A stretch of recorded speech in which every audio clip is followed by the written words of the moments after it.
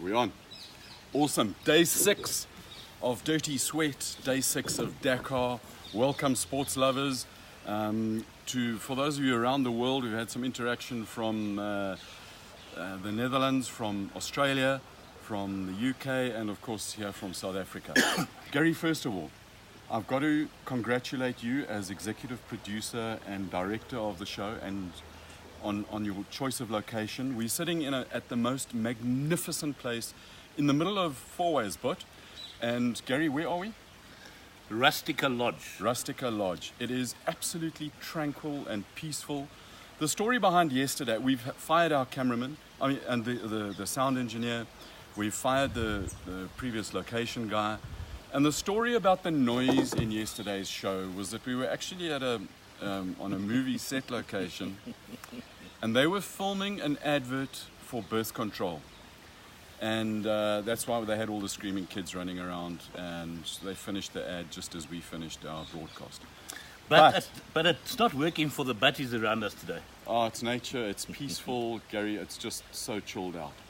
In total contrast to the boys in Bolivia now. So to the guys in Bolivia that are going to catch us a bit later, we're sorry you're not with us in this beautiful location. I just hope yours is good and the rest of the rally goes awesome. So today's all change on many different levels in many facets. Nice kick of the cameraman. That cameraman's going to smack you afterwards, Gary. I promise you, he's really... Today, and even though I've printed in 24 font, I'm getting like a bat. So it's Arequipa to La Paz, and interestingly, from a racing car point of view, there's a 32k liaison, 118 k's of racing, then a 238k neutral, and that neutral in the middle of the racing is so that they can actually cross the border, and then 195k blast, and then a last 76k drive into La Paz, into the military base, the Colonel Gilberto Villarroel military base. At what altitude do they actually cross that border? Just as a matter of interest. Gary, I think it's about 4,200 meters. So the stuff we spoke about yesterday about how altitude sickness and all that could possibly start taking effect, especially on the cruise. Drivers have probably been training a bit harder, but most of the crews have gone to go and train at altitude. Yeah, but interestingly from Dirk this morning, he says today is the day of the headache. So, he understands that, and that's a headache from altitude, not just from some of the issues they've been having on the racing car. So let's just go back to yesterday, have a brief discussion. Really horrible to see Daniel Elena, who's co-driver to Sebastian Loeb, pull out of the race and is injured. Sebi had a brilliant run the day before he won his stage, and now they're out and they're on their way back. And the issue that he had was a damaged coccyx, which is a typical compression fracture. And one of the huge issues in these vehicles, even though they land normally on their suspension, they land very, very well.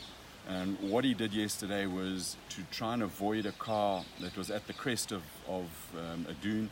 He chose a path to the right, and almost like a motorbike on day one, straight off the edge and landed very, very hard. And in other words, they hit the bottom. They hit the bottom and hit the the bottom suspension, hard. everything just went flat down.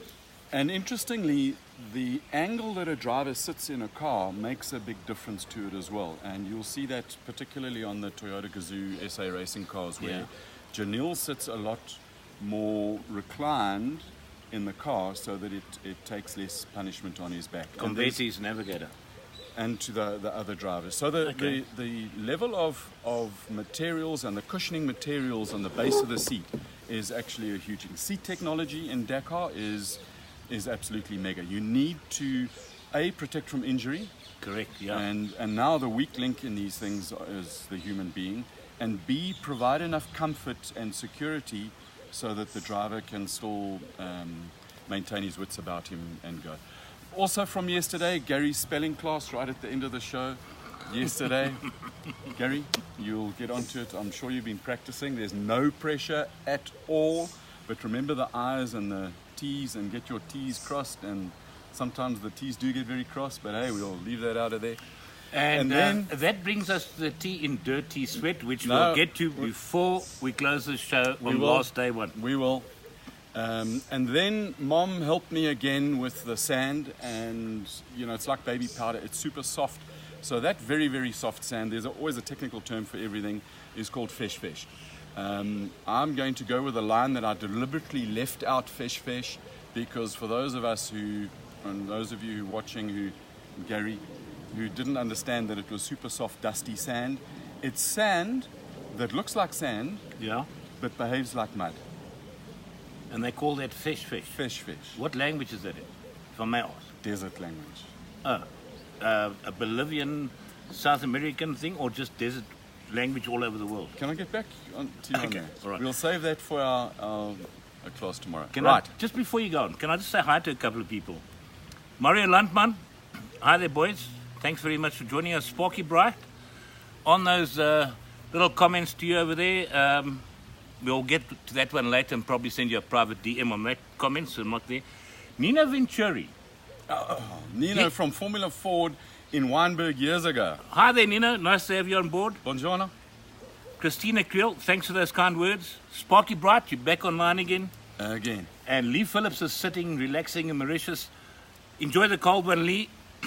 Jealous, we are jealous. Yeah, and we also have the likes of Stuart White, our Stewie. fantastic young White. Stewie, all the best for 2018. And Brad Drew, thanks for dialing in. Back to you. Right, so we decided that we would make this show, we'd call it Borderline. Because that's... Borderline. No, Borderline? As in racing or as in... Gary, you can The take border. it any way you want to. But let's flip back into last night in the bivouac after supper. Mm-hmm. The guys, after that would have been after they finished on the cars. Yeah. In the bivouac, there's border control. Okay. So they bring the men in uniforms. Customs and all that. They bring the border control guys, and there's in one of the tents, there's Peru on the one side and there's Bolivia on the other. So you go to clock out of Peru and you go to clock in at Bolivia.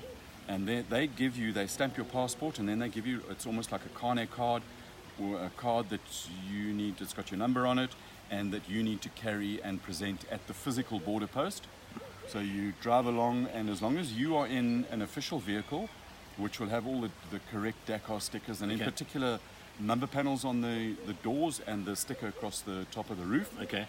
and they will take your card, stamp it, and you may proceed Actually, and just- enter Bolivia. Yeah. Just talking about that, a sad thing that happened in the Toyota Gazoo racing area last night. Somebody went and helped themselves to some bag that unfortunately had the boss's passport and all that. So Glenn, we hope you find it. There will be it's for these sort of things. I mean, it's ridiculous that somebody goes in and takes his Tuli bag.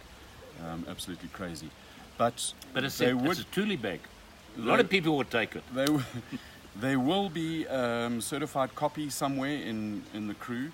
It's not all is desperately lost, but you're in South America and sometimes it can get a bit dodgy. Bolivia is a strange country, military dictatorship. The Presidente is not really universally liked. Dakar is not totally liked. There are hundreds of thousands of people literally that love it, but there's an issue with the president spending money that should be on water, and there's very polite protesters who last year they came to us and explained their situation. But there are a lot of men with guns, and they will have. So our borderline. We've crossed the border. We've had our carnet stamped, and off we go and driving to Bolivia. Now it's going up to you climb over 4,700 odd meters. It's a 600-kilometer journey for the cruise, and you do a lot of climbing going up to close to La Paz. And the road is very windy, and it's pretty narrow, and there's a lot of villages. And the speed limit in Bolivia maximum is 80, but it goes in 10s and it varies down to 30. And we spoke about Trippy, so you've got to be wide awake with Trippy in Bolivia. And the other thing is that even though in South Africa we're not supposed to be talking on our cell phones, if you hold your cell phone in Bolivia, the army man with a gun will pull you off, and they're not that entertaining of some of the stories, particularly as there's a bit of broken language. We touched on some of the dirty fuel. Bolivia's got the dirtiest of fuel in South America from a diesel, from a sulfur point of view. And interestingly enough, the fuel price for foreigners is almost double the fuel price for locals. So when you were there last year, what was the fuel price? Do you remember? It was 8.6 Bolivians. And now you're going to ask me the exchange rate, and I'll have to give you a pass on that. But it was you had to have lots of Bolivians, and they're the most difficult. It's a real currency. That sounds like you're carrying a whole lot of these little guys in packets in your back pocket. It's a real currency, and the exchanging of the currency is not so easy. And in a lot of places, they don't really like a dollar. So you want to try and spend as little money on petrol or diesel as you can there. So now they've got the windy road, and you've coming into La Paz, which sits at about 4,200 meters, and there is the most magnificent descent into La Paz. And La Paz is built on sort of across a valley. There's a river that runs through it. Okay. And there's very steep mountains. And interestingly, the quickest way to get from one side of the valley to the other is on cable car. They've got cable So they've got a cable car that runs across the valley, and it almost runs from the hotel, which is another cool thing about rest day, because respite day, we'll keep it at respite, because tomorrow we'll pick up on what actually happens during a rest day, both from a crew point of view, from the technicians, engineers, and rocket scientists, as well as the co-drivers and the media and the scrum and that sort of thing around there.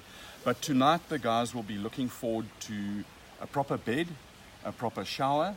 So they've got 2 nights in a hotel in Bolivia. It is a treat. Question. Yes. The guys. You're Yes. talking about the background crew. Everyone. Mechanics. Yeah. I'm talking about mainly about Toyota Gazoo SA Racing. Okay. They will have booked into a hotel, and knowing the habits of the team, they try and keep the same hotel because get to know the route.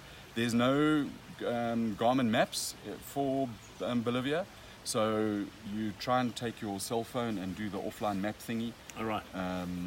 It's a pretty interesting place to get around. So easy to get lost, and lots of little. If you've got a Golf GDI sort of semi-rally car kind of thing, like a GTC 2 car, that would be absolutely awesome there, with the hairpins, the steep corners, and the one-ways. Awesome place. Lovely little Italian restaurant close by to the hotel, where they got pasta again. And Was it the same price as the pasta that our chef cooks?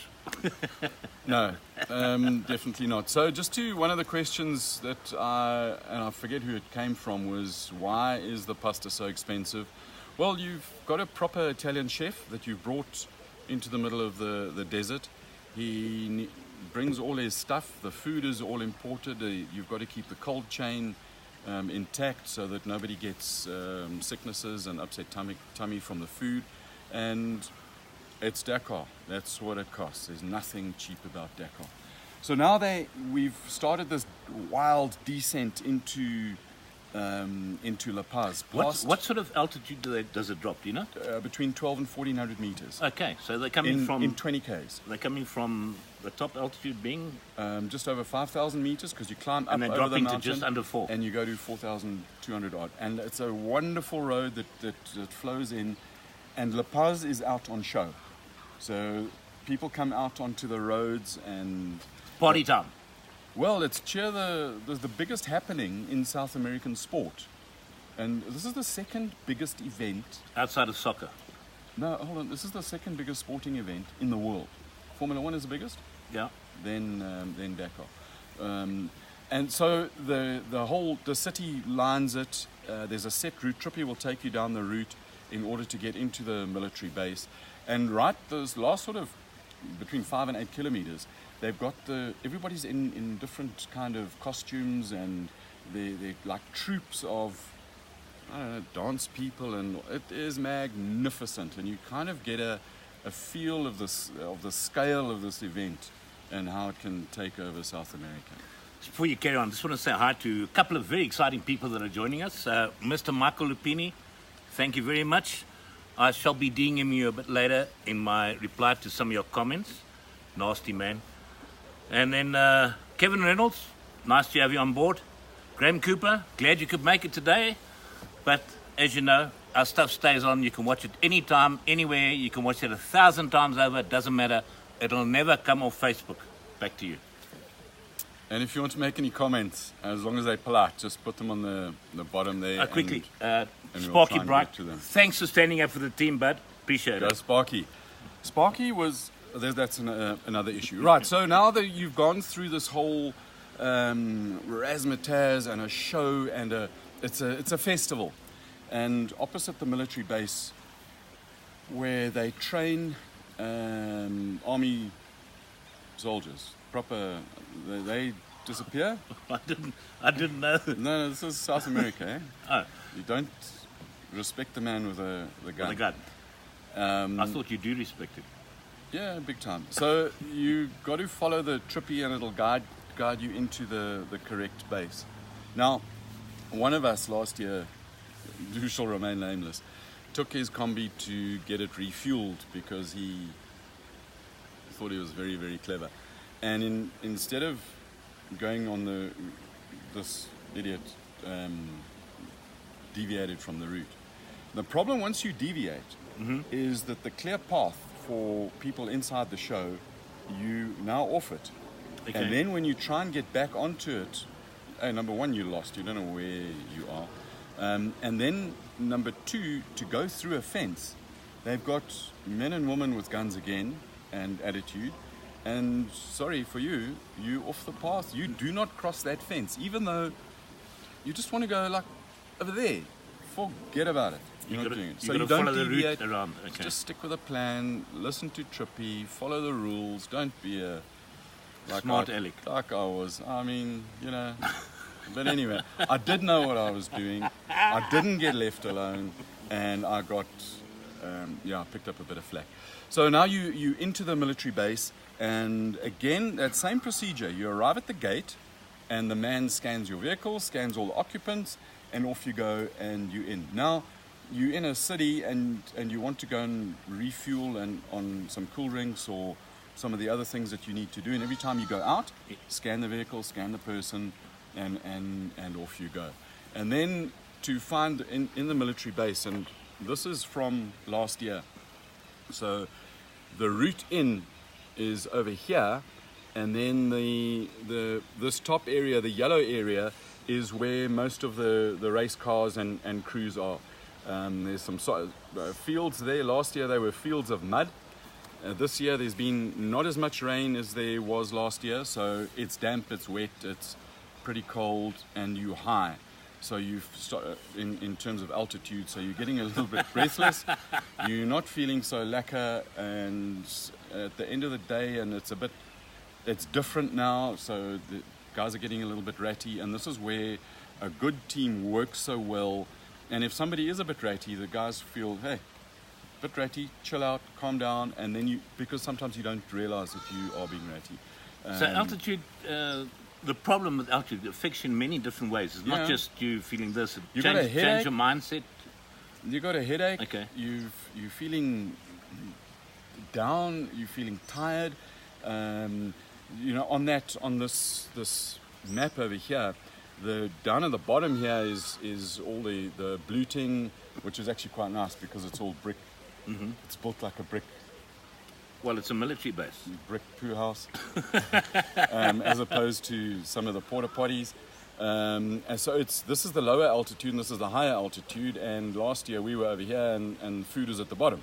So it's very quick to get to the food, and you down the hill, then you turn up and you walk up the hill, and you can't work out why you. Well, I can only imagine then if that's what you guys are suffering from, what it must be like for a driver.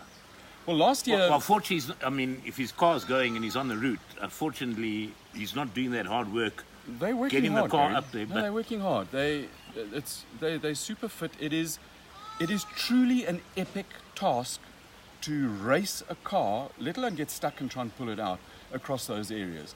You know, last year there was a mudslide, and we needed to change route at very, very short notice and to go over a hill. And Nanny Roma turned around and he said, guys, don't go there.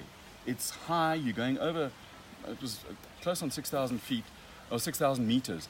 Don't go there. He said that they were there and he was feeling not so lacquer. Now, if a super fit dude... Was there an alternative route to going over the top? Wait.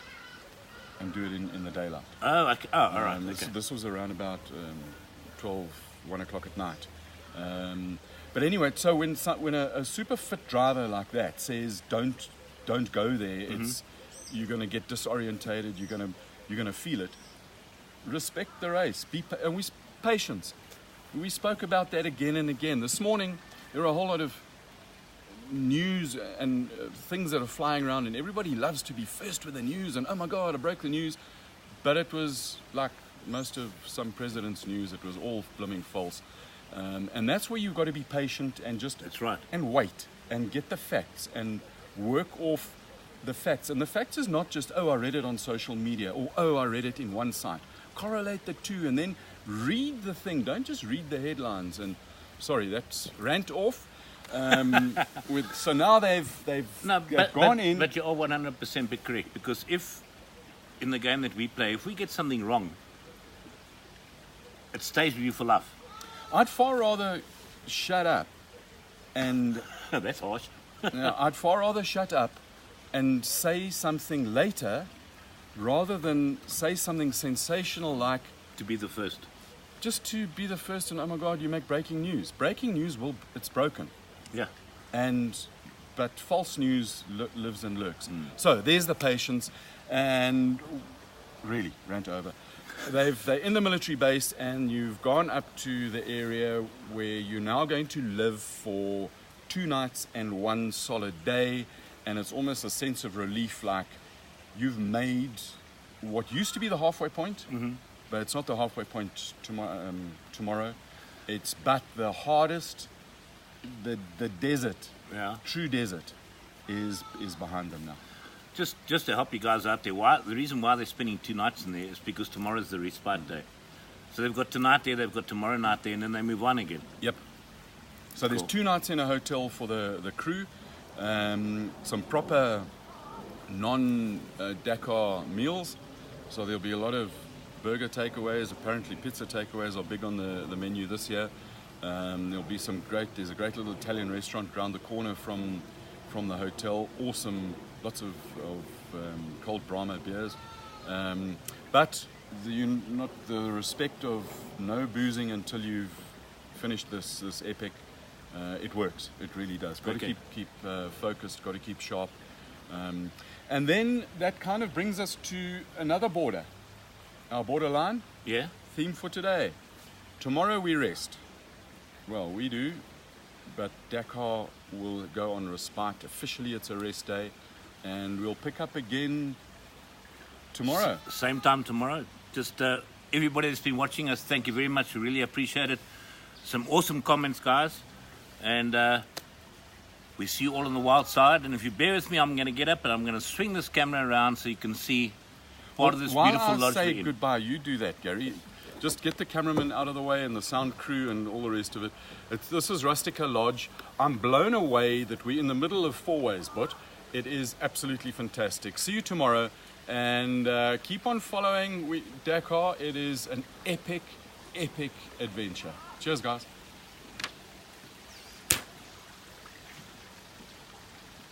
That's the duck pond, by the way, and there are ducks in it. This is the middle of Joburg. There you can find the off button.